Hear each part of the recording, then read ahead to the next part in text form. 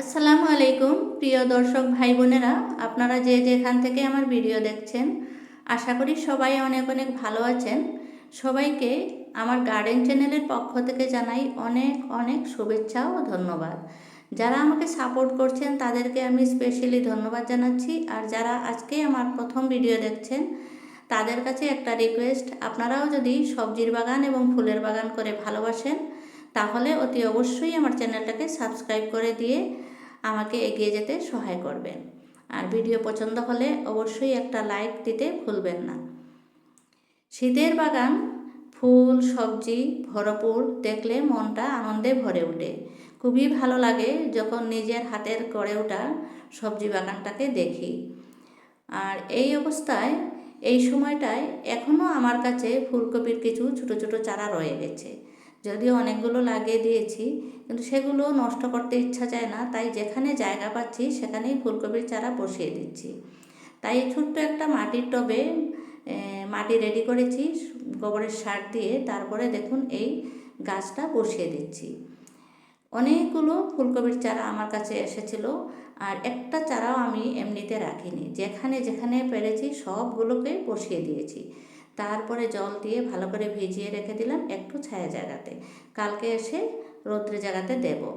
আর এখানে একটা grow bag already খালি হয়ে গেছে। একটা গ্রো ব্যাগে আমি এই যে 3টা চারা দিয়েছি ফুলকপি, আর এই গ্রো ব্যাগেও দিয়ে দেব। এখানে একটু মাটি কম দেখা যাচ্ছে, তাই একটু মাটি নিয়ে আসলাম। এগুলো আমার গার্ডেনের মাটি, এগুলো কিন্তু ব্যবহার করা হয়নি আগে, একদম ফ্রেশ মাটি। তার সাথে গোবরের সার, শুকনো গোবরের সার দিয়ে দিলাম। আর খুব ভালো করে মিক্স করে নিয়ে, শুকনো গোবরের সার থাকলে আর কোনো সারের তেমন প্রয়োজন হয় না। এই দুটো জিনিস মিক্স করেই গাছ দেয়া চলে। আমি বেশিরভাগ এমনিতে দিই, আর সবজির খোসা পচিয়ে জলটা দিয়ে থাকি। তারপরে দেখুন এখানে একটা একটু হেলদি চারা রয়েছে আর একটা একদম ছোট চারা, তাও আমি দুটোই বসিয়ে দেব। ছোটো চারাকেও বসিয়ে দেব, হেলদিটাকে বসিয়ে দেবো, দুটো বসাবো এখানে। যদিও 3টা বসানো যেত, আর চারা নেই আমার কাছে, এই দুটোকেই বসিয়ে দিলাম। বসিয়ে দিয়ে এখানে জল দিয়ে ভিজিয়ে রেখে দেব। তারপরে দেখা যাক আজকে কি কি কাজ করা যায়। এ পাশটায় আমার পেঁয়াজের পাতাগুলো বেশ বড় বড় হয়ে গেছে। পেঁয়াজের পাতার ভর্তাও খেয়ে চলেছি, খুব ভালো লাগে। তারপরে মূলা দিয়েছিলাম, মূলার বীজগুলো সবগুলো গাছ হয়েছে। আর কাছের থেকে এসে এসে দেখছি ফুলকপিগুলোর ফুল এসেছে কি না। না, এখনও ফুল আসেনি, হয়তো আর একটু দেরি হবে। আমার কিন্তু আর ধৈর্য নাই, দেখার জন্য অস্থির হয়ে গেছি। তারপরে হচ্ছে আমার বিন গাছে আজকেও আবার হারভেস্টিং হবে। অনেকগুলো বিন ধরে রয়েছে, আবার হারভেস্ট করব। তার আগেও করেছি, আপনাদেরকে দেখিয়েছি। প্রথমে আমি দুটো বেগুন বড় বড় হয়ে গেছে দেখে এই দুটোকে হারভেস্ট করে নিলাম। বেগুন দুটো আসলেই খুব সুন্দর হয়েছে একদম দেখুন, ছিলছিলা হয়েছে, চিকচিক করছে তার গাটা, একদম মসৃণ। কিনা বেগুনগুলো কিন্তু এরকম থাকে না। কত সুন্দর চেহারা দুটো বেগুনের। তার আগে বেগুন অনেক হারভেস্ট করেছি, আপনাদেরকে দেখিয়েছি। আর আজকে এই বিনগুলো আমি উঠিয়ে নেব। বিন কয়েকটা গাছেই ধরছে, সবগুলোতে ধরে না। সবগুলো গাছ কিন্তু ভালো হয় নাই, তাই আমি আরও কিছু বীজ দিয়েছি, ছোট ছোট চারা হয়েছে, এগুলোকেও আমি বসিয়ে দেব। আমি বিন গাছগুলো দিয়েছি 12x12 গ্রো ব্যাগে। এই সাইজের গ্রো ব্যাগটা বিন গাছের জন্য উপযোগী।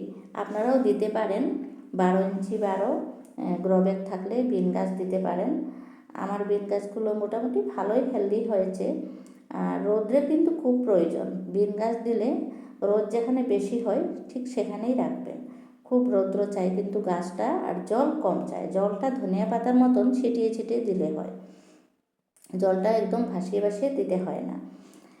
এখানে অনেকগুলো বিন পেয়ে গেলাম। তারপরে আরেকটা গাছের কাছে গেলাম, আরেকটা গাছ থেকেও অনেকগুলো নিলাম। দেখুন মোটামুটি ভালোই পেয়েছি, আরও আছে, এই শেষ নয়, আরও এখানে রয়েছে। প্রথমে যদিও কেঁচি দিয়ে কেটে নিলাম, তারপরে আমি হাত দিয়ে উঠিয়ে নিচ্ছি। হাত দিয়ে উঠানোটাই সহজ হচ্ছে। বিনগুলো নিজের গাছের ফ্রেশ বিন খুব টেস্টি হয়। বাজারে বিনে হচ্ছে এরা সার দেওয়া বিনের চেয়ে, সার দেওয়া সবজির চেয়ে আমাদের সম্পূর্ণ অর্গানিক উপায়ে আমি করে থাকি। আমি কোনো রাসায়নিক সার ব্যবহার করি না, তাই সবজিগুলোর স্বাদ খুব ভালো পেয়ে থাকি। আপনারাও ঠিক এইভাবে করে বাগান করবেন অর্গানিকভাবে, একদম সার দিবেন না, সার ছাড়া খাবেন বিষমুক্ত সবজি। আর যদি আপনার বাড়িতেও অল্প একটু জায়গা থাকে তাহলে বাগান করুন, নিজের শরীর ও মনকে সুস্থ রাখুন। Happy gardening.